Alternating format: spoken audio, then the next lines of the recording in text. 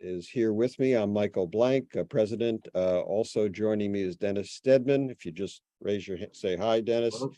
Dennis is Vice President. George Hines is also here. He is our Secretary. And we had Dan Bonkoski. Are you there, Dan? I'm here. Oh, there you are. Dan is our treasurer. And we're joined by a few other people. We'll get to that in a Sean? moment. How about Sean? And Sean Carney. Pardon me, Sean. Sean, Here. another member of our board. Welcome, everyone. Okay, it's too many people. I have to keep moving left to right to see everyone, so I got to change my view. All right. So the first item on the agenda, and just so everyone knows, we have until 7:15. I don't intend to use all of that if we don't have to, but we do have that. And the first item on the agenda is for George, approval of the minutes from July. We had no meeting in August, so we'll go back to July minutes. Right, and I had circulated those amongst the board, got your feedback and sent the revised minutes back to Janelle on August 28th. I think we're all good with the comments, so I make a motion to accept the meeting minutes as submitted. Do we have a second? Second. All in favor? All right. Very good. All right, Approved. minutes approved. Thank you. Thank you, George. So Dan, do you want to do a truncated treasurer's report? Yeah. Oh, okay. So yeah, this will be real quick. So one invoice we paid since last time we got together was for Corcoran Landscaping for $1,175, because that was for the latest cleaning of the buffer areas, and that was paid already. We also have an invoice from Apex Services for the fence work for $7,197. That was a previously approved estimate. Check hasn't gone out yet, but that'll go out soon. We discussed via email about our investments and the status and strategy. For time purposes, we're gonna have that next meeting. Also, we're waiting on Fidelity to come back with basically for them to say that they agree with keeping the same investment strategy that we have right now. So we'll have that at that point. We should have that by then. So then we can discuss that at the same point. Questions for Dan? Comments? Okay, hearing none, we'll move on. Thank you, Dan. So the next topic, and here's where we have some guests, and I'll ask Dan to introduce them, is the discussion of an easement request about the property that abuts our land at 1491 Heather Ridge Drive. Dan, I'll turn it over to you.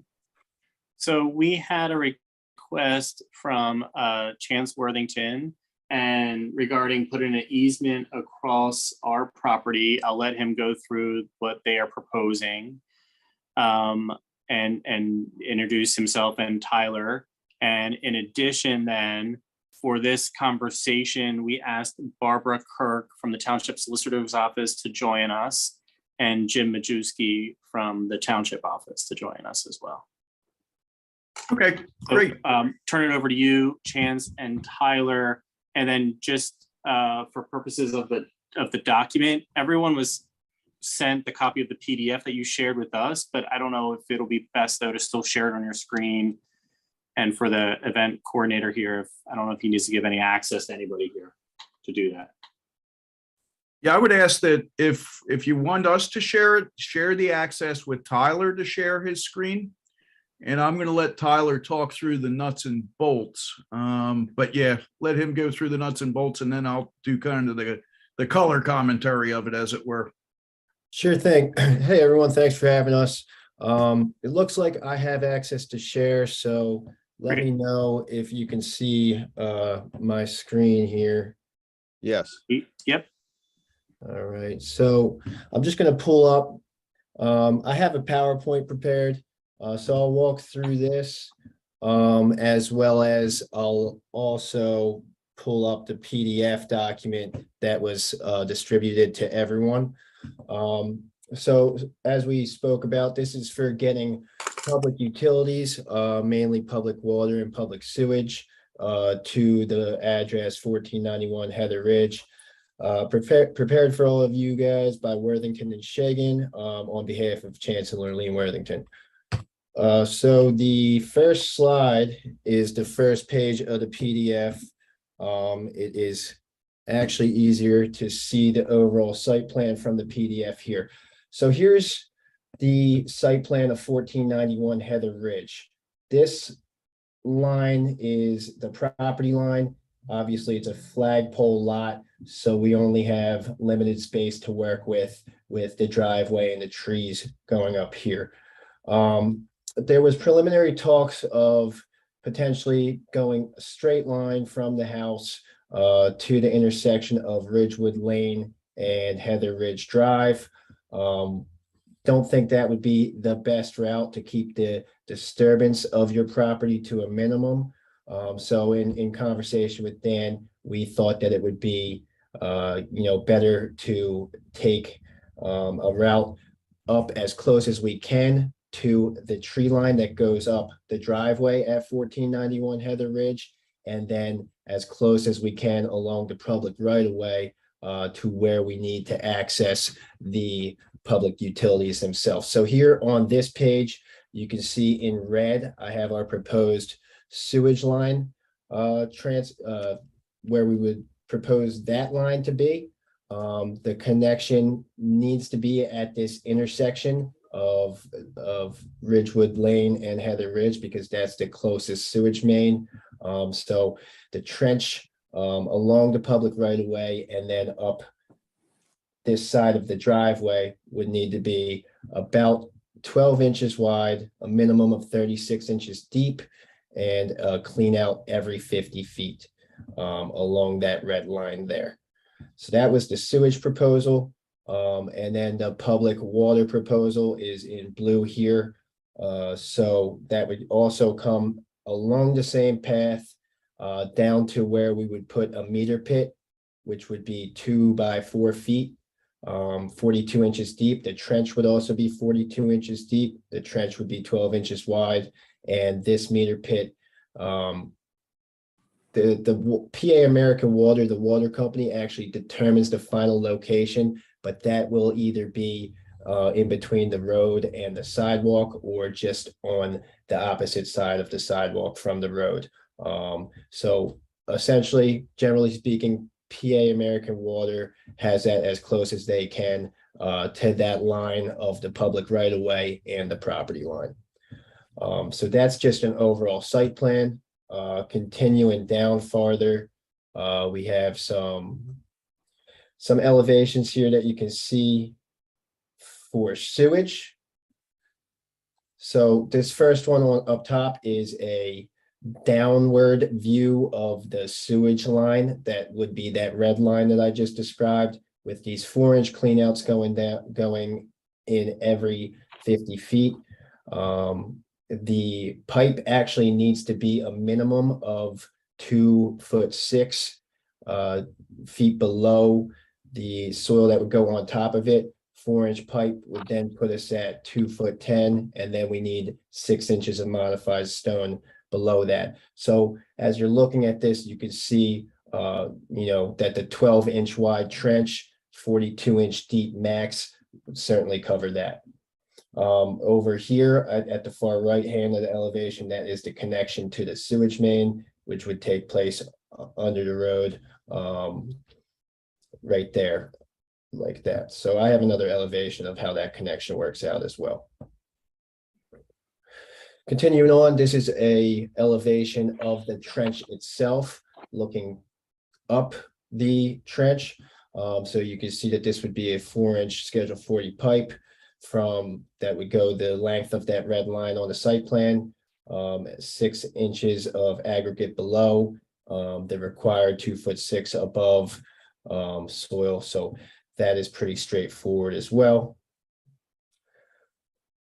This is the proposed connection to the to the sewage main. And all these documents came from Lower Makefield Township. As you can see here, these are the required connections and elevations per code, per typical public sewage connection here. Continuing on, this is the meter pit elevation, which would be the blue line that I showed on the site plan.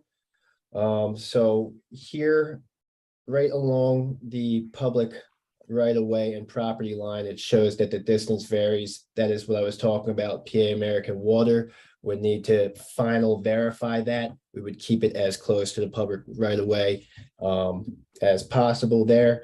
The meter pit itself, 2 foot by 4 foot wide, with 42 inches deep, and we would trench out 36 inches deep along that blue line from the house down to my approximate meter pit location, the blue square here, where PA American Water would then come out after we have that meter pit installed and do the final connections to the water main at Heather Ridge Drive right there.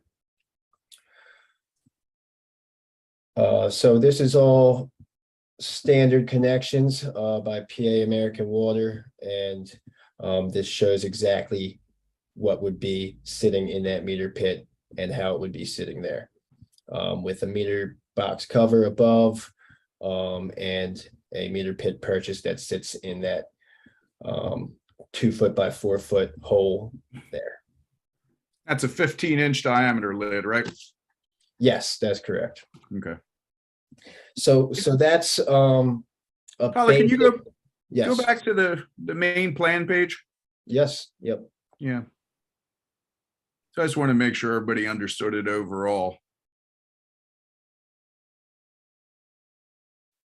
And I have one question, Tyler or Chance. Chance, hi, good to see you again. Hey, Dennis, how are you? Yes, yeah. I'm great, thanks. I appreciate the fact that you're trying to not cut straight across the field and kind of hug the public right away, the sidewalk and the driveway. But of course, that begs the question: how many linear feet of sewer line is actually on farmland property in the under the red line scenario, versus how many linear feet of sewer line is going across farmland property under the straight line original scenario? Because it looks to be maybe twice as much. And yeah, even though you have the advantage of going around the perimeter, which again, I appreciate and understand the rationale for, I look at this and I'm saying, well, you know, what are those dimensions? What's that length? Because every 50 feet, you're going to have a clearage pipe. Give me some numbers if you have them. I can do a quick takeoff, Dennis. I do not have that right now. Tyler, do the math on that real Let me quick. do that real quick while we're here. That won't take. So that that's what I wanted to point out as we look at this. The issue also is, well, this plan with the colorized lines comes from, we had some discussions with Dan Bankowski and trying to comply with keeping this on the outskirts of the Lower Makefield farmland. Then I realize exactly what Dennis pointed out, that it is a faster shot, at least for the sewer, to come, you know, straight across where the SL line is right now. Just hit that as fast as we can. And the other issue is there are a few trees closer to the road that I would assume we also want to avoid. And that straight shot, at least for the sewage line, does seem to be the least interference, the least impact to your property. So I did want to point that out. Depending upon that line, I'm wondering how many of those every 50 feet clear out access ports are necessary on the red line on our property, versus will there be any on our property under the straight line scenario? Under the straight line, I think what I would try to do is limit it to just one. I think you're gonna have.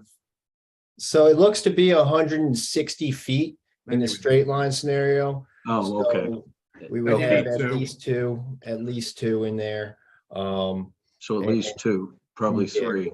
Probably three. And on the other hand, we have about 160 feet along the public right of way there. And then back up the side of the driveway looks to be about another 250, 175 plus 250, about 400 square feet there. Living Square feet. there. Well, you said on the red line, there's about 160 along the sidewalk and 250 then going parallel to the driveway? All the 175 plus 250, so 425. 175 plus 250. So That's 320. that's back to our property line, Tyler. 425, yeah, It's 175. just to your property line, right? Yes, back to our property line, yes. That would be 250 if you're looking at my screen from here to this corner up here. Okay. Maybe it would be 200 to 250 because I'm working off a plan that doesn't have the lines on it. So I'm guesstimating here. So about It just 250 to get here and then another 150 to 175 along the public right of way that way. okay. I mean, if those numbers hold, and I fully subscribe to the idea of, hey, let's keep it along the along the sidewalk. Let's keep it along the driveway. I mean, that there's rationale for that. But looking at it on paper like this, it does mean about 325 feet of sewer line under our property versus 160 feet of sewer line under our property. So it's that many more clean out ports and that just that much more length that where something could go wrong. Right. That's why what I was There's a thinking about trade-off this. I was thinking about this procedurally. If we could, kind of arrive at a handshake that your group is willing to really enter into this with us. If you want a deposit or something on the easement, we could work that out. But then I would meet with as many as you would like to out on the property. We could walk it and find exactly what the path of least resistance, pick up those points and then finalize the plan for you and establish that as to what the easement's going to be. I have a follow-up to what Dennis is getting at, and that is I don't see our trees that run along Heather Ridge drawn in here. So I'm wondering how close those our trees might be. Yeah, might be to what your proposal is to go up along parallel to Heather Ridge. And that to me would be more of an issue than open field. I think our proposal is designed to keep all the trees. So on, I don't know if you can see up in the right corner, my notes were kind of indicating to get as close as we can to all the trees, the trees that are on Heather Ridge property or 1491 property, as well as these trees that are not indicated on this line without doing any harm to them. Yeah, and I'm less worried about harming the trees than I am about the roots of the trees getting at the sewer line, because that's what usually corrupts sewer lines over time. Sure. So I just wanted to point that out. Yeah. Mhm. And that's why we had started with the black and white version of the plan, and just as it developed, trying to ask for the least invasive, most comfortable path from your perspective. This shows the two alternatives. We had this probably comes out of us looking at, okay, can we keep these lines on our property going down the flanks of the driveway? And the issue is literally the big oak trees that are flanking the driveway. We would just destroy those roots if we went through there and stayed on our property. We really looked that hard. And there are existing utilities going through there as it is right now. No, I appreciate what you tried to do, because that's what Yeah. we had requested initially, Yeah. so, yeah. Yeah, as a practical matter, I would, at least for the sewage, I would take the straight shot and the black and white lines, leave our property and hit as fast as possible right at the juncture of Ridgewood and Heather Ridge. And I'm looking at the Google Earth view, and that does pretty well avoid your trees. We'd have to stay to the east of that one tree right at Ridgewood, but Mhm. no, I certainly think that's possible to loop around that. And on this Google Earth view, who's ever controlling that? I don't know if it's you, Tyler, or Yep. Chance. Use your cursor to show me the property line Of Heather, of 1495. of your property. Where does your property start and stop? It I- goes, let me see here. So these It is, couple trees look to be yeah, that's what I was gonna say. It's Here, 50 50. feet off of the center of that tree there. this tree here. So Yep. I would imagine It's about there. right Yeah. Yep, Yeah, And then it's about 50. over. Right, there's almost like a little indentation in the, yeah. like a little Okay. swale there or something, I guess. Or a mower line anyway, but yeah, it's about our property line there. Okay. Okay. Can I, yeah. quick question on the sewer line and the clean outs. Mhm. You had the angle from the side in one page there. Is it Thank is you. it raised? Oh, thanks, Jim. There you go. Very nice. Thanks, Jim. You're welcome. Didn't Are realize. those clean outs, are Okay. those clean outs raised? Or how, are they sunken in that you gotta kind of dig a couple inches to get to them? If I may, So if we can I- run can I those clean interrupt? outs straight across the middle, then I think there might be a concern there about maintaining that land. Can I interrupt? This is Barbara Curfey, attorney for the township. Under the sewer ordinances, the cleanouts have to be above ground, because if they're below ground, dirt infiltrates and it makes the issue moot to have a cleanout like that.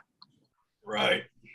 And that's typically 6 inches raised above ground, Ooh. which goes into either route you take. You have to take into account mowing and how you're going to address that. Correct. Yes, What- that's Well, could it, I mean, does it have to be 6 inches, or is it usually, I mean, if it were a cap that's just, 2.5 inches above the ground or something, that's not an issue. But you can't just run a mower over that field with a 6-inch pipe every 50 feet. That doesn't make sense. Yeah, Does it have to be typically, we 6 want it to inches? be 6 inches. Want it to be, but does it have to be? I believe it's believe it supposed does. to be. Mhm. I will verify though. Now, can I ask a question? And I'll confess, I'm a Central Bucks County builder, therefore I think I've connected to public sewer twice in my life prior to this. So forgive me for not being an expert, but I'm reading one of the cross-section diagrams by Ebert Engineering, and it says clean out to be located at right of way, then at every 50-foot intervals for 4-inch PVC pipe and 100-foot intervals for 6-inch PVC pipe. Point is, I'd be willing to bear the additional cost of the 6-inch pipe, for the install, if that just gets you, one cleanout. one clean out in the middle of your property there. If that's feasible, otherwise, that's more up to the, to the Well- sewer facilities, I think. But I'd bear the cost of doing that.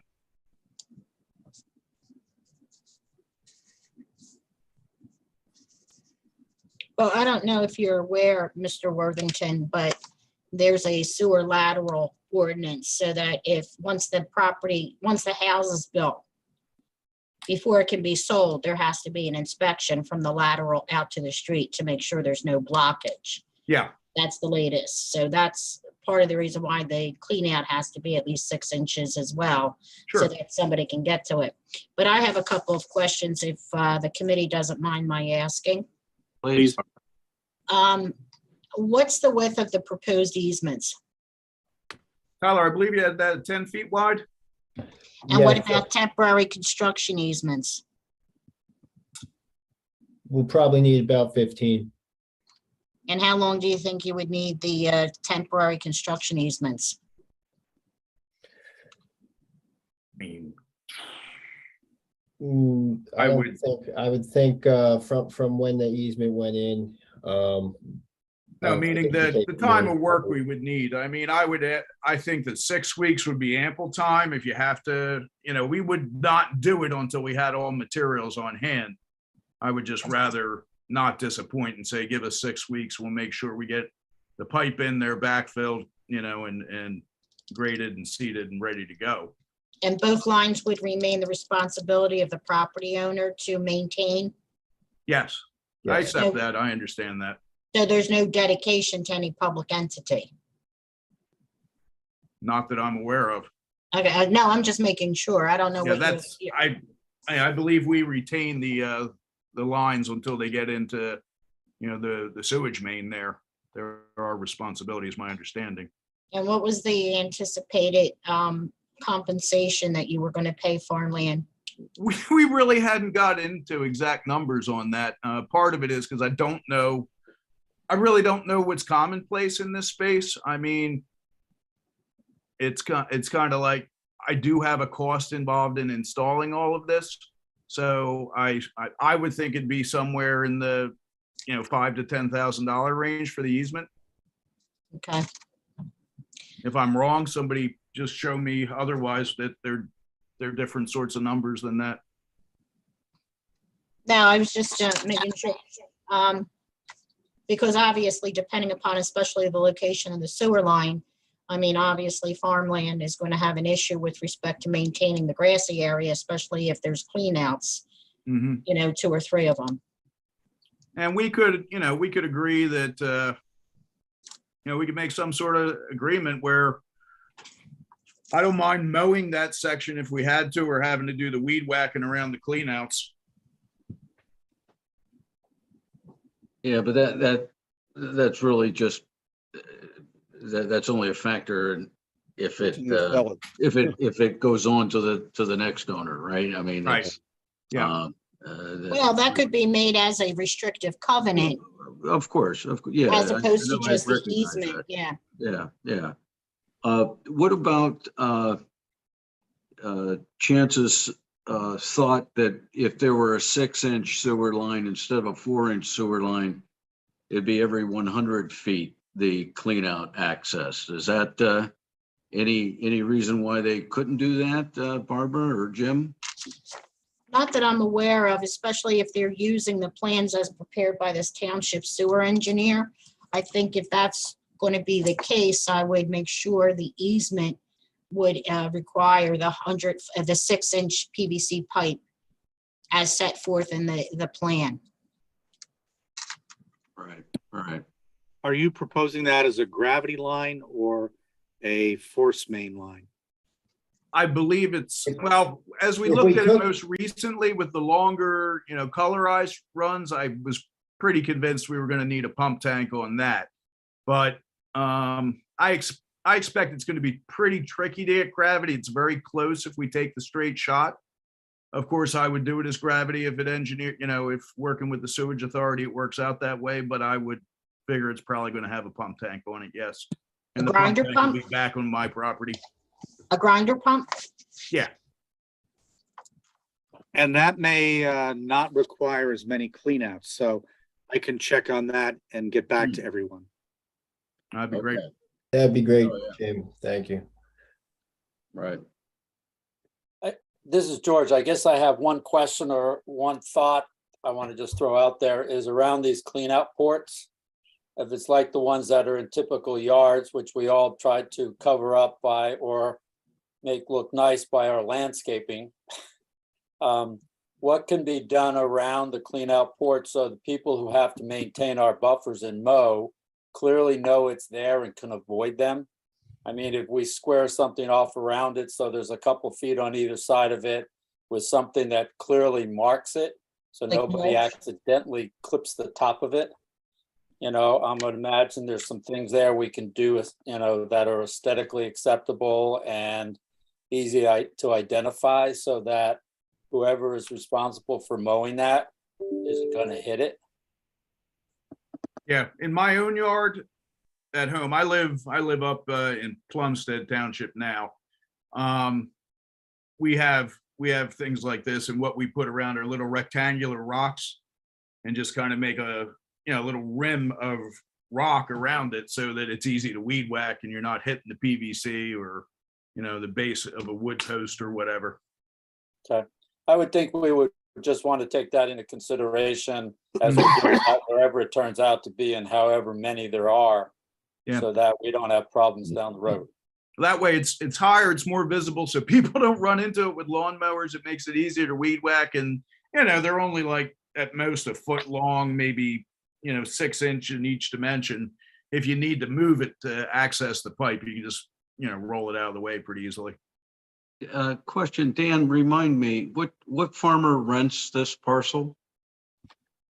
Sterling. Okay. Yeah. Sterling Farms rents it. Right. The grass area that we're discussing is not currently farmed with a crop. It's just the grass there, and it's maintained that in that same way.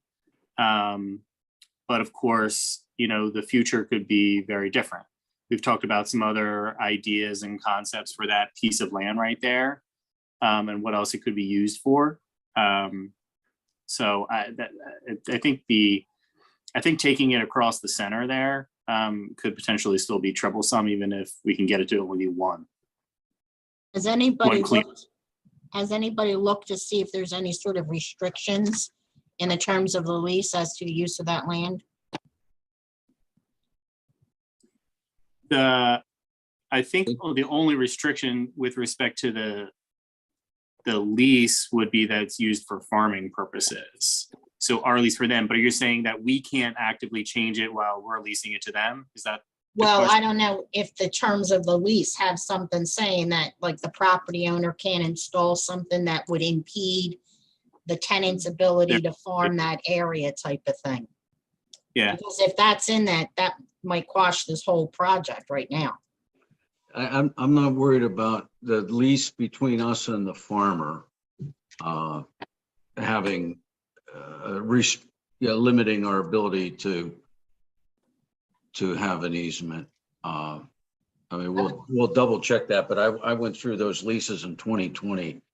I don't think there's that stops us. It doesn't hurt to double check, though. Yeah, no, absolutely. You're right, Barbara. Now the deed, the restrictions on the property are that there are restrictions in the deed that it always be used for agricultural purposes. But again, we'll have to double check, but I don't think it would limit it, you know, or giving someone permission to put a sewer line underneath that, as long as it doesn't stop it from being used for agriculture above it. And we do have precedent with one of our fields having the gas line through it. Don't know if Right. that's considered different situation, but that's an easement, and we don't maintain it in that situation. The gas line company maintains that. But I have a question for Barbara in that. So I'm buying this piece of land from Chance, and I get a ream of paperwork at closing, and buried in there is this restrictive covenant or whatever it is, and I sign off on it, and then I go about my merry way and I don't follow it. I mean, so it's up to us to then enforce this with homeowner after homeowner? Yes, but it should be recorded of record, and it would make it then a constructive notice that this restriction exists. And yes, you can then enforce it against the property owner. Okay, thank you.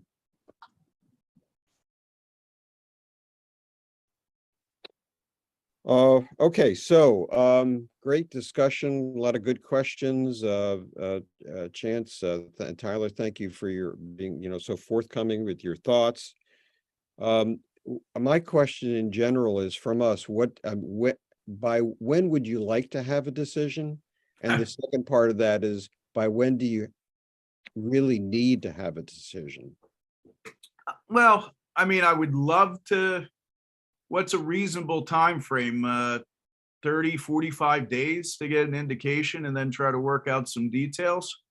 Could we say 30 days? And if that's, By the time of our next meeting, which yeah, would how often do you meet? so we meet the third, that's now the third Tuesdays of every month. So this would be a month from now. We just want to say by the end of October. That's reasonable. Yeah, that way you can review it at that meeting and then offer us a response. Need a decision. It's if this isn't going to work, I got to explore other alternatives, because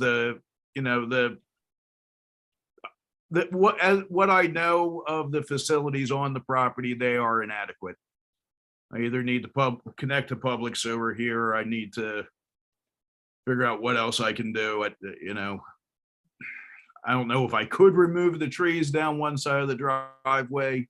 I got to explore that, and I haven't even looked into on-site sewer because, frankly, I lived with that at my current house for years, and just 5 years ago, I connected to public sewer, and I'm so glad I did. So. Can understand that. But yeah, I mean, if you give us an indication next month and let us know by the end of October, and we'll take it from there, that's fair enough. Okay. Dan, do you want to tie things up, or anything else you want to mention? So a couple quick things then. Jim Majewski, you're going to double check then with respect to grinder pump, and then will that actually further increase the length between cleanouts? And if I may add, I'm pretty sure that a grinder pump and a force main do not need a clean out. The only thing you might need is something when you really change direction, like go at 90 degrees. That's Okay, about it. But I will verify that. okay. Great. Okay. We'll double check the lease in the meantime. And Chance, we'll be in touch in the meantime as we learn more information as well. But I don't, Mike, unless if you disagree, I don't know if we need anything. Yeah, let us know if there's anything. You know, you want us to need any research. other vote or anything right now. No, I don't think so. I think this is more for informational purposes and for us to ask questions, and then, we may get together offline. Yeah, if we can avoid the clean out, that to me is the main hiccup in this whole plan. You can't have a field with a 6-inch pipe every 100 feet or 50 feet. It just, Yeah. it's not I a get field that. anymore, So Jim, if you can verify that would be huge. Absolutely. Thank you. Okay. If there are no other comments, we have about a half hour for other business, so that we can get that done. Any other comments, questions? No, gentlemen, do you need me to stay for anything further? No, we don't. And thank you so much, Barbara, for joining. And thank you, Jim, as well. Thank you. Have a Thank good you all night. for your time. Yeah, thank Let's you. get back to business. Okay. Thanks, everybody. Thanks. Thanks, everybody, for your Thanks for all the time. plans. Just let us know if Appreciate it. there's anything else you need from us. Okay. Dan and everyone, you have my information. So thanks again for your time, and have a good night. Thank you. Thank you. Okay. You as well. so Thank you. long. And All right. Mike, it's Jim Majewski here. My camera's not working, but I do Yeah. have one other thing unrelated to all of this. Sure. Downstairs in our records room, we have old farmland preservation records, some of which are like tax returns and audits from the 1990s. Mm, And I was wondering if you guys could think about how long do you want to keep those? I know IRS guidelines have a certain time frame, but we either want to get rid of it or keep it if we need to, but we want to know. Hey, this is Dan. Maybe I can come in one day and go through it. My thought would be that just scan as much as possible. And so we can just get a digital copy, scan it, keep it on our records. We have electronic archives of a bunch of stuff, and then we can just shred the paper. Perfect. Thank you. And good night. Okay, you. thank you, Jim.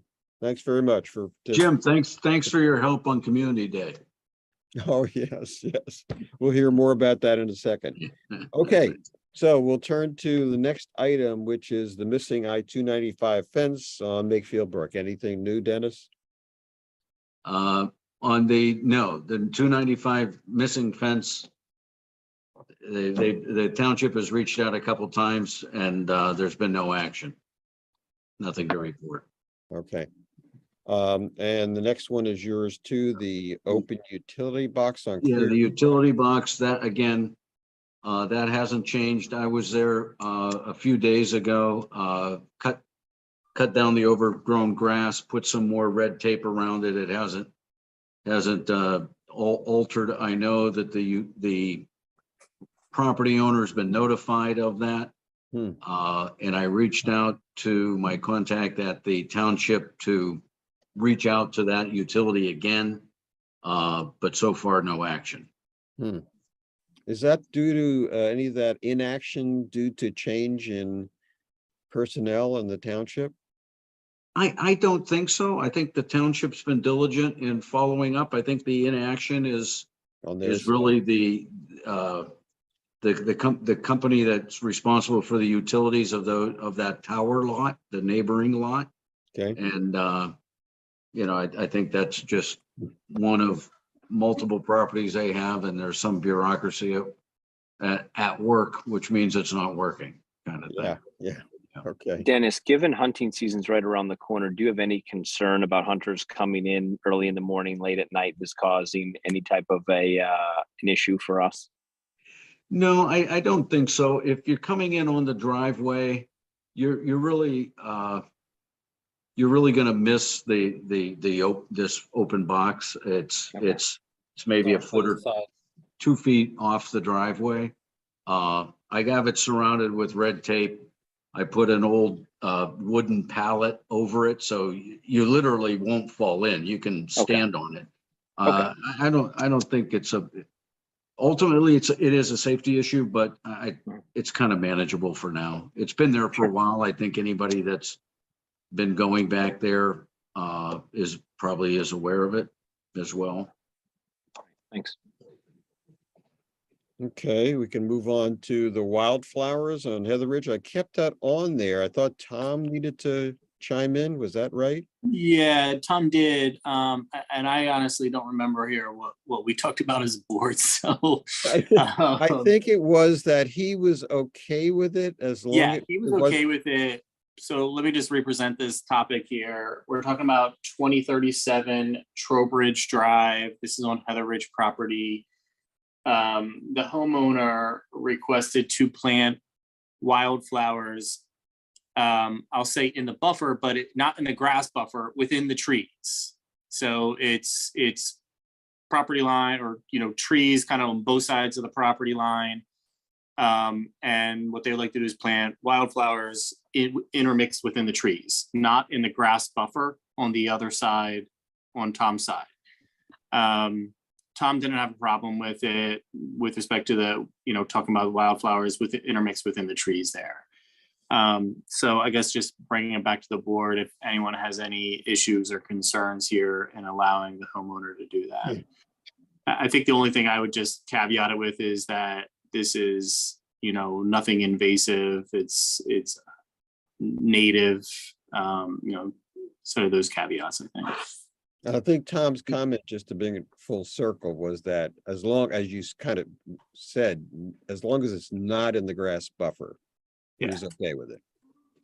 And you're saying wildflowers, so these are just self-seeding, so presumably they'd sprinkle some flowers once and every year they'd come up? Yeah, correct. I mean, I don't want to burst anybody's bubbles, but you don't grow wildflowers under trees. They need sunshine. You don't see flowers underneath the trees. One single tree in the middle of a field, maybe, but not. Well, okay, that's up to Dennis. them. It's not that wide Okay. of a tree line there. Okay. All right. Dan, how are they accessing this? Is there a fence back there? No, So they would literally just be sprinkling some seeds. essentially, yep.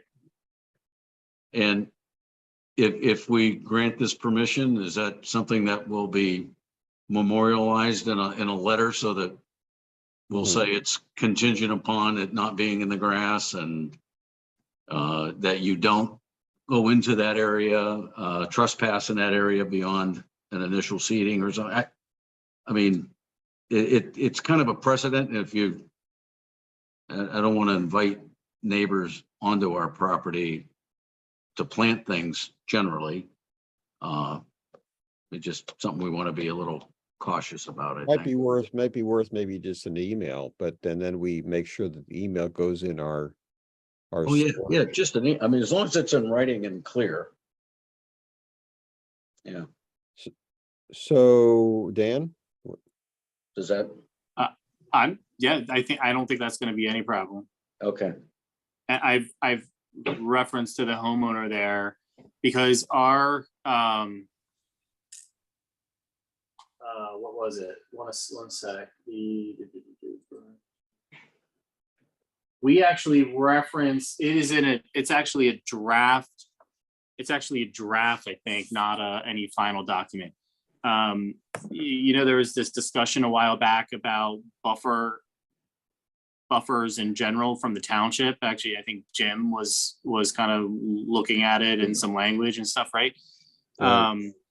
And so actually there's a blurb in there about buffers and native wildflowers in buffers being, a potential buffer, what could be put in buffers. Of course, that's not the homeowner that is doing that. That's the landowner that's doing that. But I was going to use some, basically the similar language around native wildflowers. But we can include in there about, minimal trespass. Again, we're talking about like a, like kind of like a 5-foot thing here. I don't think this is much of anything with respect to the land that we're talking about. This is not going to be like a full field here of wildflowers for people going in and cutting this. And, we're talking about just like if they can even get it to grow. Okay. All right. So you'll draft an email we'll look at and send Perfect. it off? Yeah. Okay. All right. Bridal Estates, tree removal, George. Yes, so I touched bases today with Matt, and he is planning on going over there Tuesday morning, a week from today. And he will remove the tree. He's going to be over there somewhere around between 8:30 and 9 o'clock on Tuesday morning. I will let the homeowner know about the approximate timing as well as Doug, and just let him know that Matt will be over there with his crew and they'll take the tree down. Good outcome. Thanks, George. Great. Okay, Farmview 2 fencing and bamboo. So the fencing is up. The photo behind me is not it's the same fencing further down this way. Behind over, I don't know, it's not going the right way, but behind me over here, the fence line was moved closer to the next neighbor's property, which put it closer to the bamboo. I've talked to Mike Kirk it's Mrs. Reinke, about her bamboo. And he said that he's going to reinforce that she needs to maintain the area between the bamboo and her barrier and our fence. I told him it was within 10 feet of our fence. He's not of the opinion that he's going to force her to redo that and take down more bamboo and put in more barrier. He seemed pretty definite about that.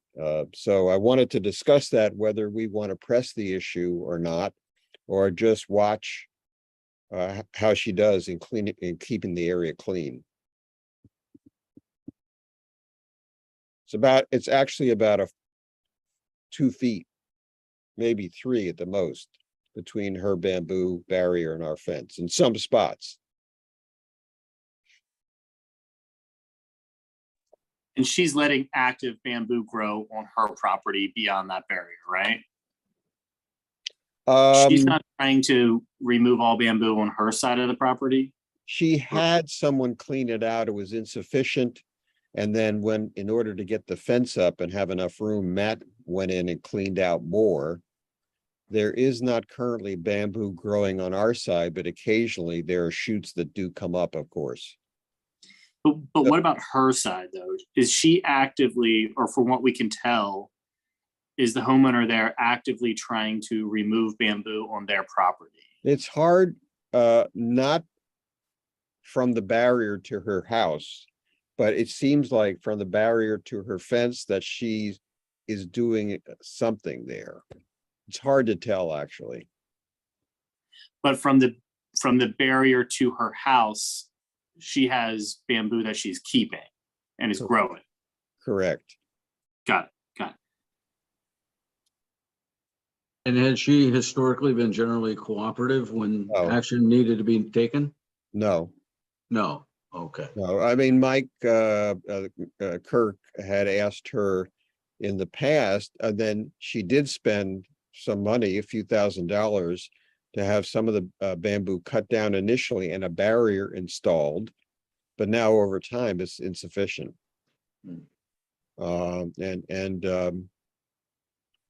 As you can imagine, it's quite expensive for her. I don't know if she has the resources to do this or not. I don't know that that's our issue to worry about, but I think, frankly, that Mike Kirk is sensitive to that. I think she's pleaded her case to him.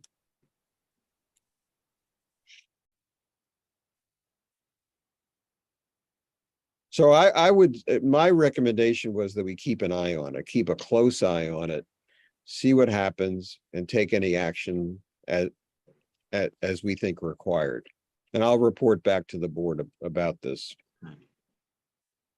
As far as the fence goes, as I said, everything's in. Matt came back and did a nice job on really cleaning out the one property along Dolington that needed clean out to put in a clean line for the fence. And that's done. The trees on the is it Susan Circle, right? I always get that name of that. Susan Circle, that first property where we thought of putting up a fence, we agreed not to. Sean came in and cut off the metal posts, but still put in, I think, put in rebar so it can be detected. I don't know that the trees we asked them to move have been moved yet, but it's been very dry and probably not a good time to do it yet. Yeah, we Sean? told them not to embark on moving them until into the fall when they had a much better chance to survive.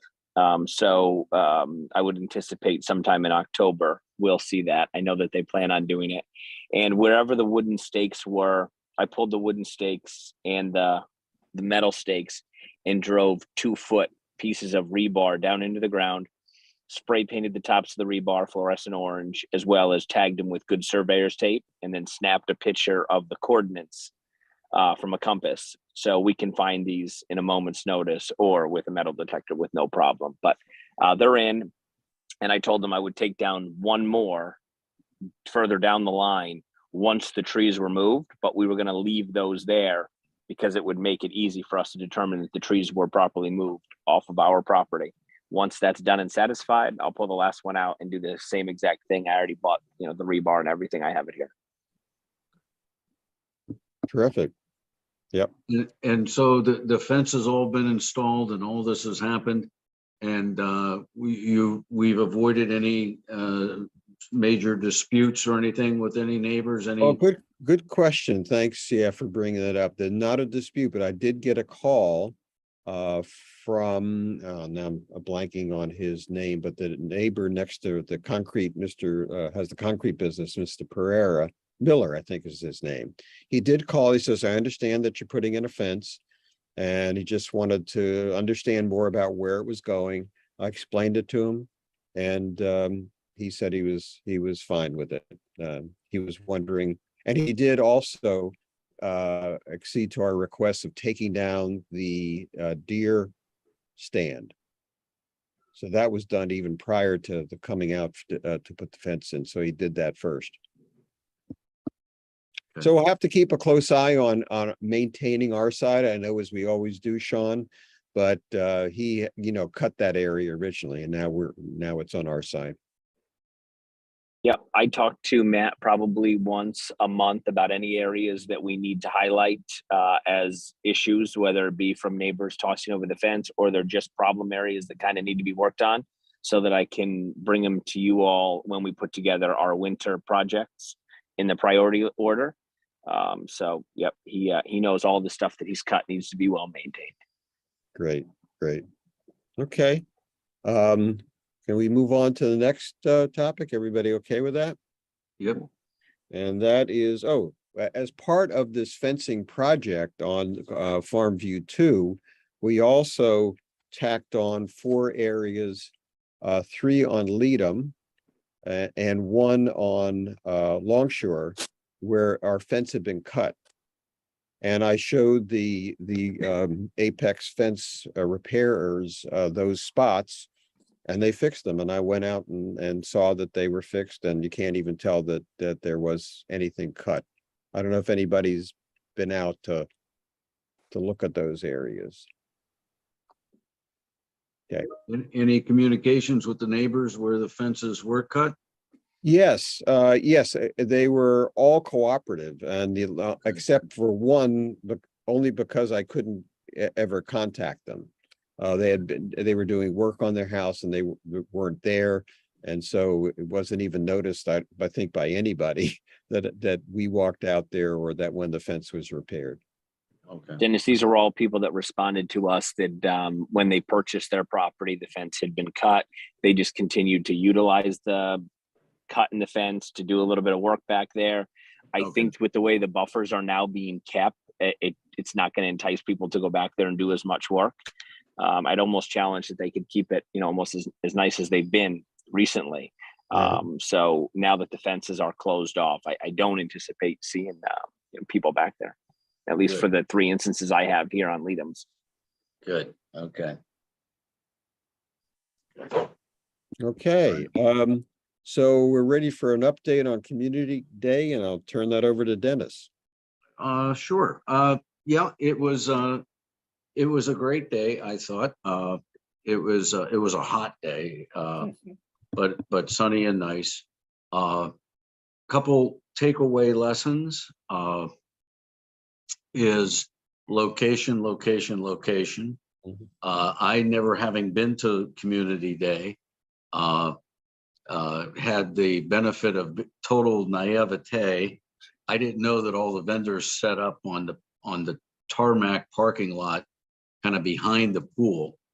And I was told that we would be beside Charland Farms. Well, Charland Farm was selling sweet corn and tomatoes up in the food court area, not where all the other vendors were. The music and the food was up there. And so and George was there helping me, great job. We picked a nice shady spot in the food court, on the corner of the food court, right beside McCaffrey's tent, with their food offering. And we were in the shade, and we had terrific traffic, I have to say. We had a lot of people come by. The beehives and the bee suit and everything was definitely a draw. And if there were kids there looking at it and interested, we asked them if they wanted to put on the beekeeper suit with the hat and the veil, and I can think of at least 8 kids that did it. There might have been more through the day, and their parents took pictures of them. And I fired up the smoker, and they were puffing smoke with the bee smoker, and so I think that was nice. And that was one side of the tent, was kind of bees topic. And then the other side, because we had 2 openings to the public, was the map of the preserved farmland and some information on preserved farmland. And we had a few interesting conversations with residents, with neighbors who were familiar with the farmland, had some questions about how all that worked and what it is and how it came about. So I thought they were was a productive day of community, I guess, education and outreach. It was a lot of work. I'll give you that, setting up the tent and getting everything together and the tables and things and taping them down because of the wind and whatever. But it was kind of a fun day. We had, there were times, I don't know if I can't remember if I sent the picture out to the committee, to the board, but there was when my wife walked up in the afternoon for the first time about 2:30, she took a picture of the Farmland tent, and it was by far the busiest thing there, busier than McCaffrey's or the, cotton candy or the sweet corn or anything else. And there just happened to be a moment when there were a lot of people there. But yeah, I thought it was worthwhile. It does take some work and planning, though. It definitely does take that. It's not a short day. And then I don't know how many people asked about, do we sell the honey?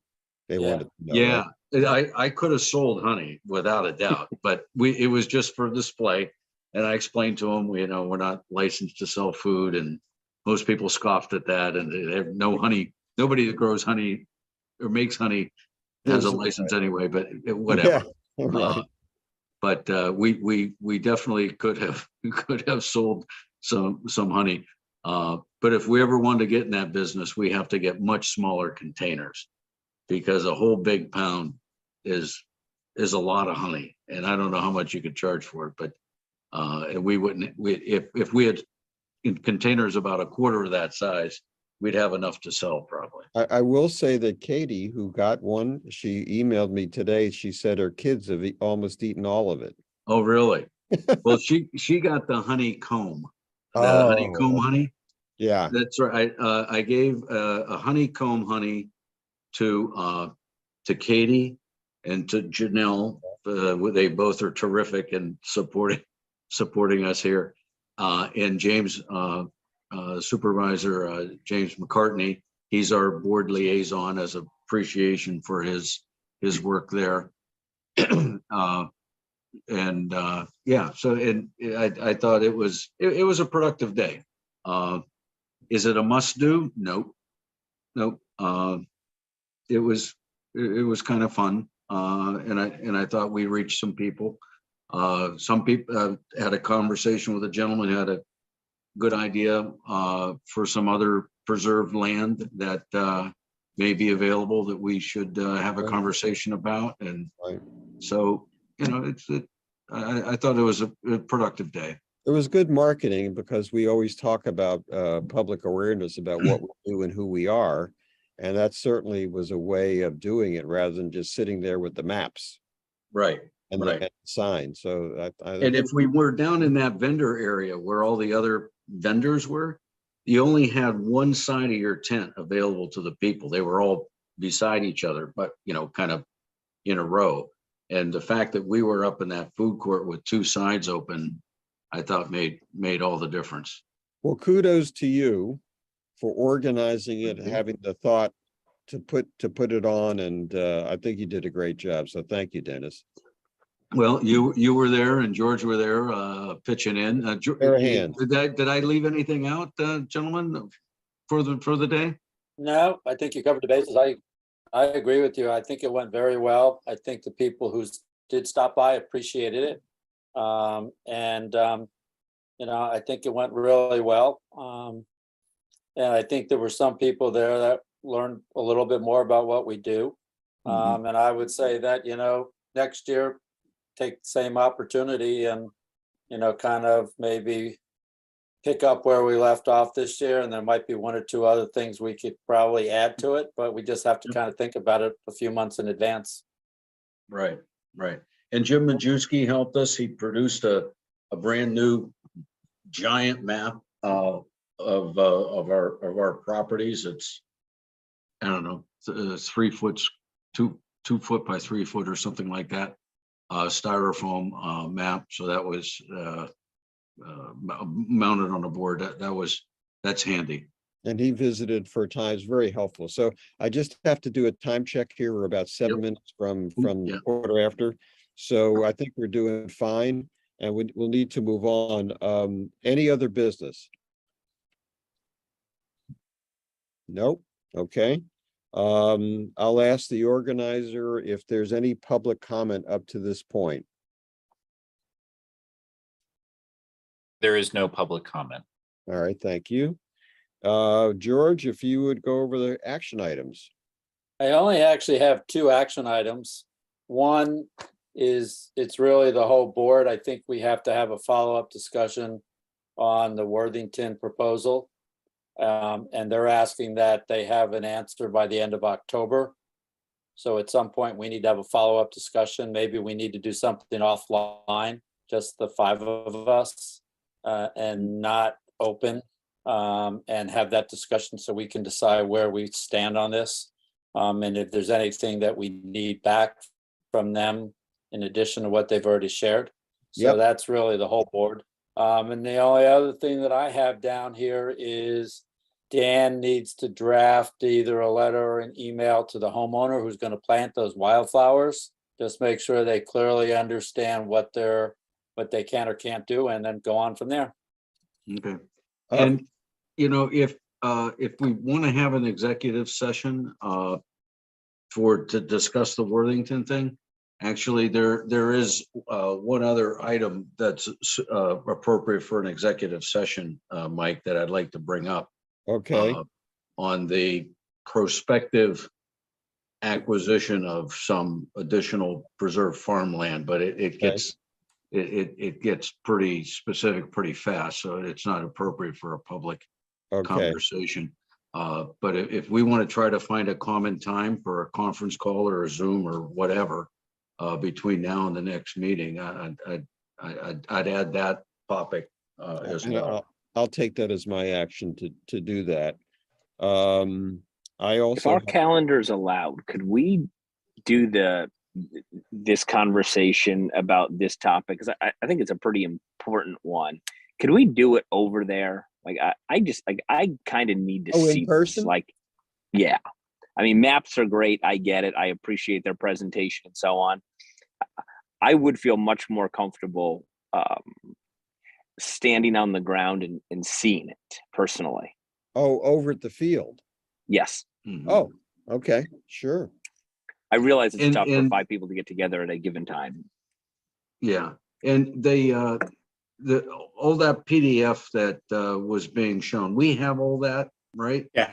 Like some of those later pages I hadn't seen. Okay, Yeah, sort that yeah, out. I think if we have those, if we have Jim Majewski's answer on the clean out with the clean out requirement with the pump, yeah, that's a great idea to meet on the site and get Worthington out there, and we'll just. And if we can, without. I'd rather do it before Worthington. So Yeah. he Executive offered to session meet us on out site. there. Yes, he offered to meet us out there, which I'll gladly go back out there. I would love it if we could meet out there, the board, prior to having an influence on what we're looking at.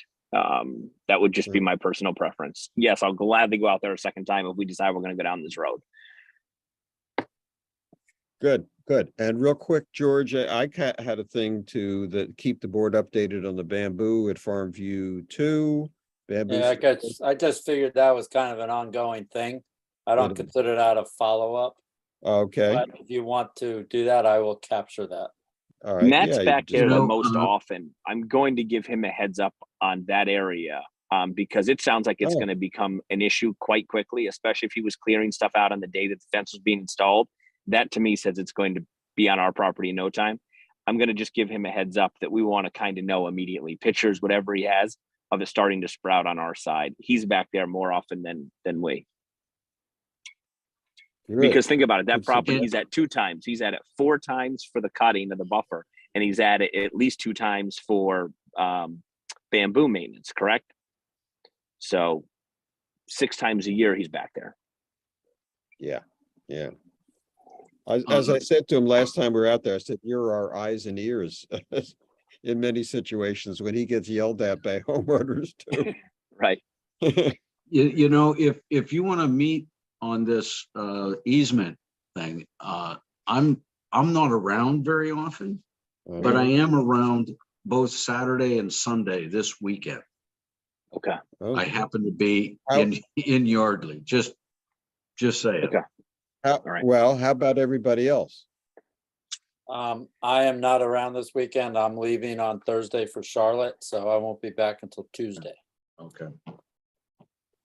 Sean? Dennis, let us know when you're back around again. I'm not around this weekend either. I would, if I was the only one missing, I'd figure out how to do it. With George out as well. I'm not around, but Dennis, let us know when you're in the area. Okay. Okay. Will do. Okay.